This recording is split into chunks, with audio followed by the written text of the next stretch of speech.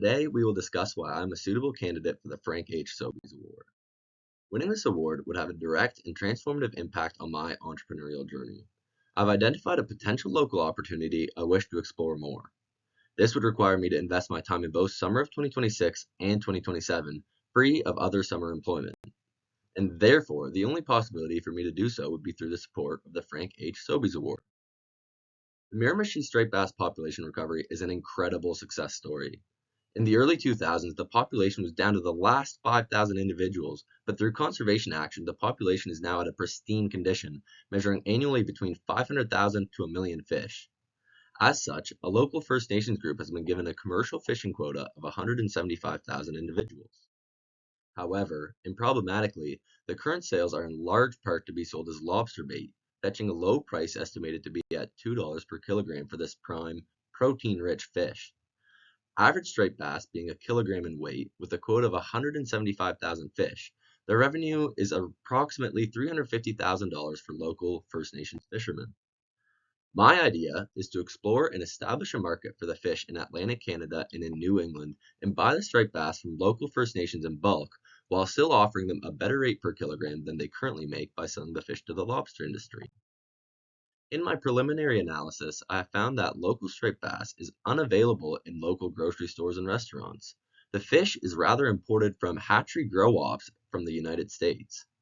In the grocery stores, the striped bass, the whole carcass, sells for $35 per kilogram and the fillets go for $50 per kilogram. My research indicates that about 33% of striped bass's whole weight can be extracted as a fillet, meaning there's about 58,000 kilograms in fillet weight in the local First Nations harvest. The calculated worth of this is about $3 million in annual revenue sales for grocery stores. Naturally, the selling price to grocery stores and restaurants would be much less for a wholesaler, and there are significant costs in establishing the cold storage, processing, and transport chains to the markets. However, the profit margins still exist. Furthermore, the remaining 66% of biomass could still be sold as lobster bait, maintaining 66% of previous revenues. Further, I would like to explore ideas such as turning the carcasses into biofuel, grinding them into agricultural fertilizer, or processing them into dog food. All ideas which create value from scraps and reduce wastage, supporting my vision with eco-friendly businesses. I would like to explore this idea thoroughly, as my idea involves multiple benefits, both in terms of profit margins, but also for the local economy and human health. This includes the promotion of local First Nations, the ability to pay these local fishermen a better price than their current income, a buy local initiative. Instead of importing striped bass from New England, a local supply chain would be a much better alternative. Research shows that the Miramichi River striped bass does not have issues with heavy metals such as mercury, which may not be the case for fish coming in from elsewhere. Job creation, ideally within the First Nations. Instead of selling a whole carcass, a better price will be obtained from the fillet. This will require fish processing, meaning jobs in local communities in fish processing, cold storage, and the transport industry. Socioeconomic benefits. Promotion of eating wild fish rich in omega-3 is a health benefit to society. Also, establishing a local, abundant resource and supply chain to local markets will likely involve the ability to sell at a lower consumer price, therefore reinforcing larger use and increasing the societal health benefits. Societal benefits through tax revenues. Naturally, establishing a local resource and opportunity will provide tax revenues to local governments versus resources purchased from the United States, where tax money is retained in a foreign entity.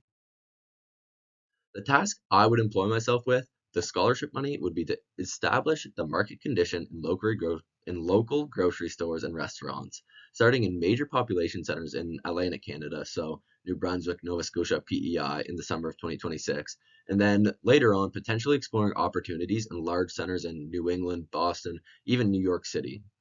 The preliminary task would include establishing any government red tape that may exist and ways to resolve it if any obstacles do exist. Establishing the quantity of the market and profitable market price points to 1.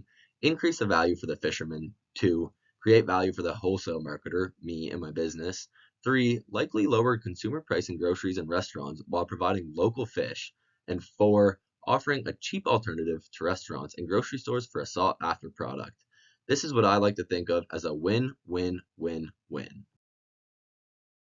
Lastly, I would like to thank CRI and the Nanatagan First Nation fishermen. Thank you.